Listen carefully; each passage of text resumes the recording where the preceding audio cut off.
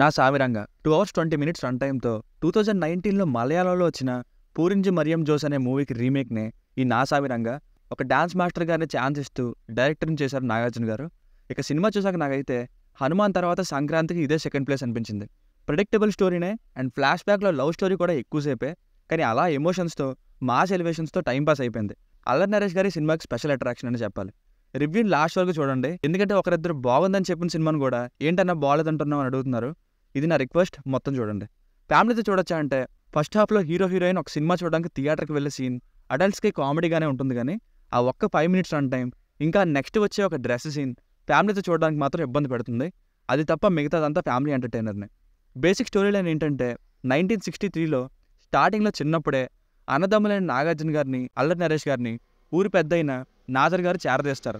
అదే సమయంలో అలాంటి పెద్దయ్యకి ప్రమాదం జరిగినప్పుడు కృష్ణయ్య గారు నాగార్జున చిన్నప్పుడు ఏం చేశారు, ఆయన పెద్ద అయిన తర్వాత ఆయన లవ్ స్టోరీ ఏమైంది, ఇందులో తమ్ముడి అల్లరి నరేష్ గారి రోల్ ఏంటి అన్నది స్టోరీ.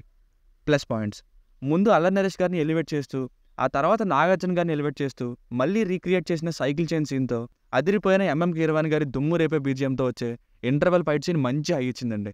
సర్ప్రైజింగ్ ఫ్యాక్టర్ ఏంటంటే అల్లరి నరేష్ గారు steals half of the show. ఇంత పెద్ద రోల్ ఉంటుంది అనుకోలేదు అయింది. సినిమాకి కింగ్ నాగార్జున గారి తర్వాత సోల్ ఇతననే చెప్పాలి. సెకండ్ హాఫ్లో వచ్చే ఒక ఎమోషనల్ సీన్ కూడా బాగా వర్క్ అయింది. ఫ్యామిలీ ఆడియన్స్ ఇక్కడ కనెక్ట్ అవుతారు.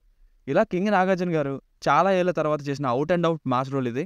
ఆయన ఫ్యాన్స్కి ఫుల్ సాటిస్ఫాక్షన్ నాగార్జున గారి రోల్ నుండి. 2 డిఫరెంట్ లుక్స్లో, అది ఈ ఏజ్లో ఇలాంటి యాక్టింగ్ అంటే గ్రేట్నే. క్యారెక్టరైజేషన్ బాగుంది. ఇంకా రాజ్ తరుణ్ గారి సైడ్ రోల్ కానీ హీరోయిన్ అషిగా రంగనాథ్ గారికి ఆమె కెరీర్లోనే ఇదే పెద్ద రోల్ ఏమో, ఛాన్స్కి న్యాయం చేశారు. ఎక్కడ ఎంఎం కీరవాణి గారు బింబిసారా చంద్రముఖి 2లో ఇచ్చినట్టు అదే బాహుబలి బీజియం ఇచ్చేస్తారేమో అనుకున్నా. క్లైమాక్స్ ఫైట్కి అదే కొట్టేశారులేండి, కానీ మిగతాదంతా కంప్లీట్లీ న్యూ సాంగ్స్ అండ్ మంచి రీ రికార్డింగ్ ఇచ్చారు.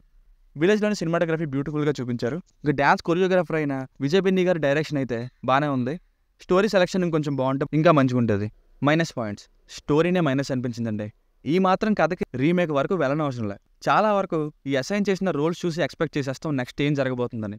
మన తెలుగు పాత సినిమాల్లో కూడా విలేజ్ బ్యాక్డ్రాప్తో హీరోయిజం చూపించే సినిమాల్లో చాలాసార్లు చూసిన స్టోరీనే ఇది.